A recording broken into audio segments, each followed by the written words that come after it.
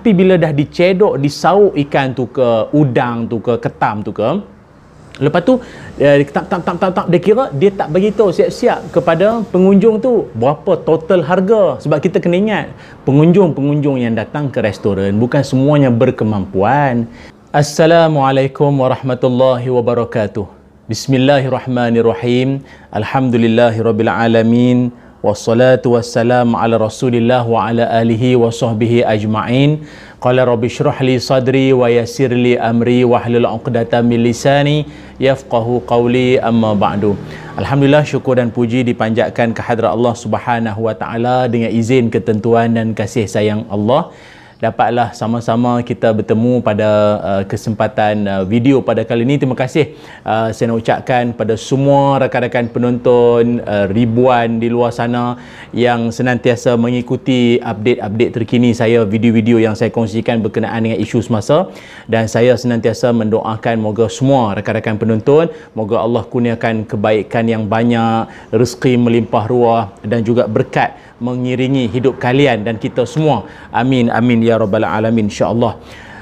Kita pun semua sedia maklum bahawa baru-baru ni agak sedikit heboh jugalah berkaitan tentang siakap Langkawi tentang siakap Langkawi yang mana harganya itu mencecah ribuan ringgit untuk menu siakap dan juga beberapa menu-menu yang lain yang menjadi hebohnya kerana sampai 1000 lebih, kat 2000 pun ada. Makan ikan apa ni sampai 2000 lebih ni.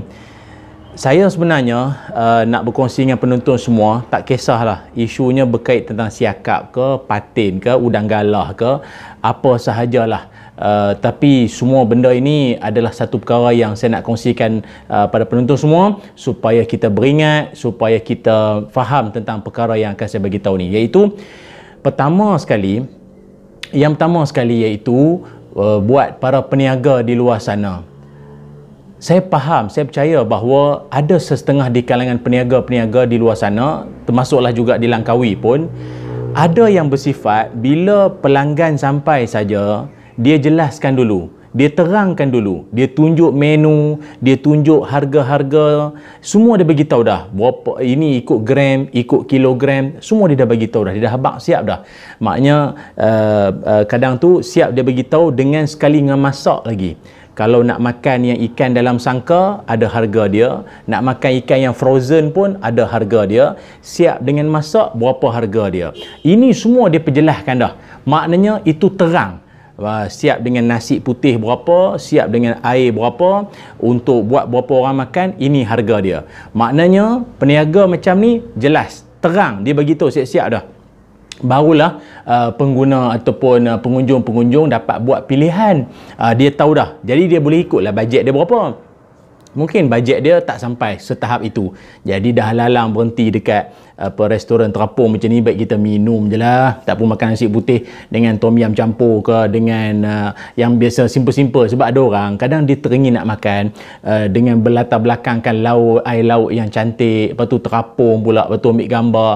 Ada orang dia nak macam tu, tapi dia tak sanggup nak bayar sampai harga macam tu. Jadi peniaga kena jelaskan, kena bagi tahu terang-terang.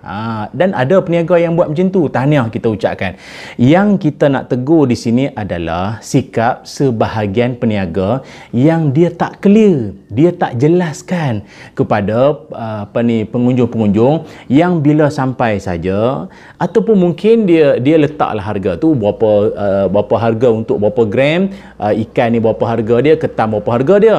Tapi bila dah dicedok, disauk ikan tu ke, udang tu ke, ketam tu ke, lepas tu dia kira dia tak bagi tahu siap-siap kepada pengunjung tu berapa total harga. Sebab kita kena ingat, pengunjung-pengunjung yang datang ke restoran bukan semuanya berkemampuan. Memanglah dia datang melancong, dia bawa banyak duit, tapi tak semestinya duit dia tu mampu untuk nak bayar. Jadi seeloknya kena jelaskan dulu macam saya sebut tadi. Jadi yang tak betulnya adalah dia tak clear, dia tak bagi tahu berapa harga semua, siap masak berapa harga. Jadi bila time nak bayar, dah habis pening pelanggan tu pun. Dan pelanggan tu pula juga sepatutnya ambil tahu, kena tanya dulu. Kena tanya. Kawan-kawan saya pun ramai yang pi Dan dia tanya dulu bila dah tangkap ikan, dah sauk ikan yang fresh. Memang ikan fresh ni memang mahal. Tanya dulu. Okey, kira berapa kilogram, berapa harga dia, baru kita boleh menikmatinya dengan tenang. Tak ada tertanya-tanya berapa agak sekali dengan ni, sekali berapa, dah sekali 1,000 dah pening. Itu yang viral tu.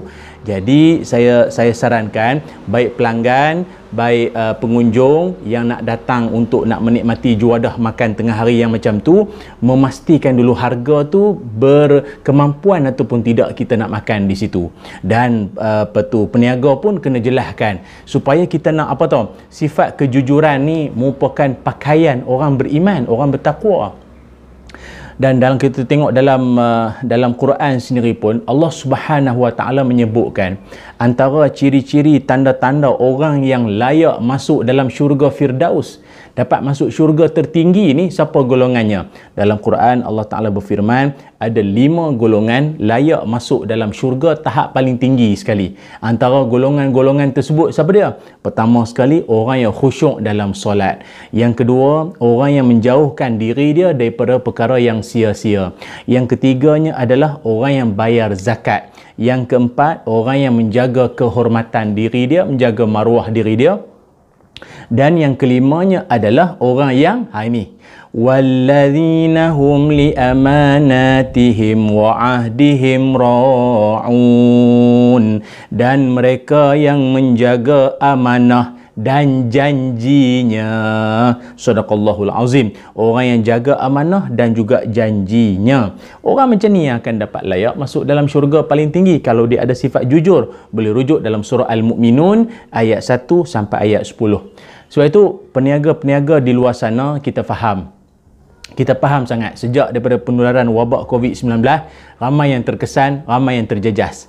Jadi kalaupun mungkin ada niat dalam hati tu nak kenakan pelanggan, kalau tak ada tak apa, kalau ada niat dalam hati nak kenakan pelanggan, ada niat nak nak pancung pelanggan, jangan sesekali macam tu. Jangan ada niat tak baik macam tu. Berniaga elok-elok.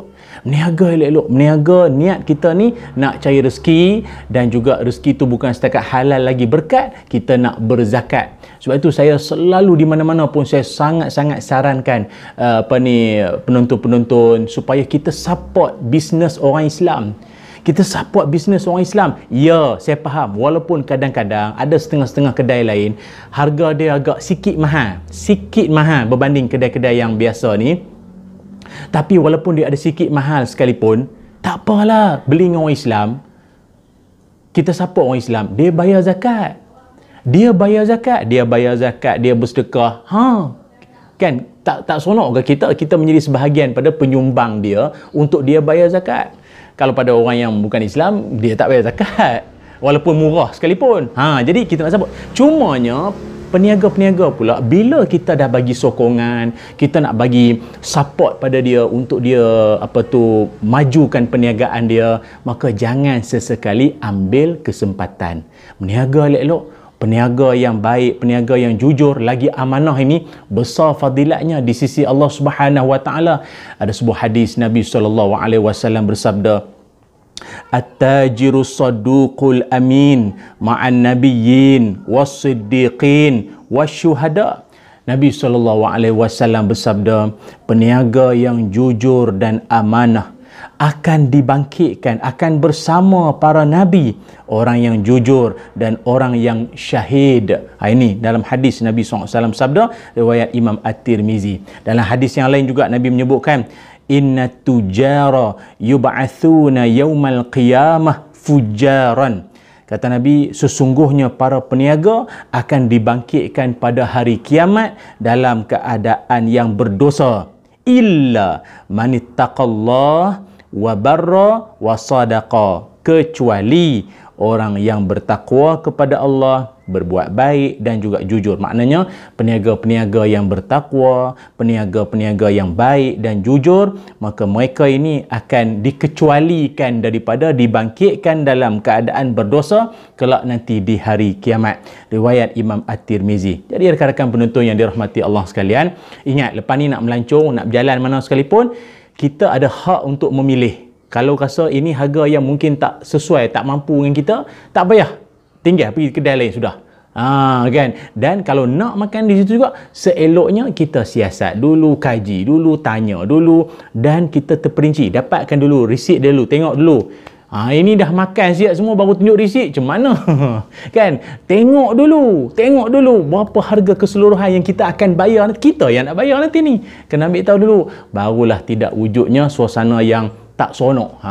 Kan? Dapat elak daripada keadaan-keadaan tersebut. Hati kita senang, perut kenyang, berjalan pun rasa lapang. InsyaAllah ya. Moga-moga perkara ini tidak berulang lagi, dan berniagalah elok-elok, dan insya-Allah Allah akan jamin rezeki yang berkat untuk kita semua. Jumpa lagi. Assalamualaikum warahmatullahi wabarakatuh.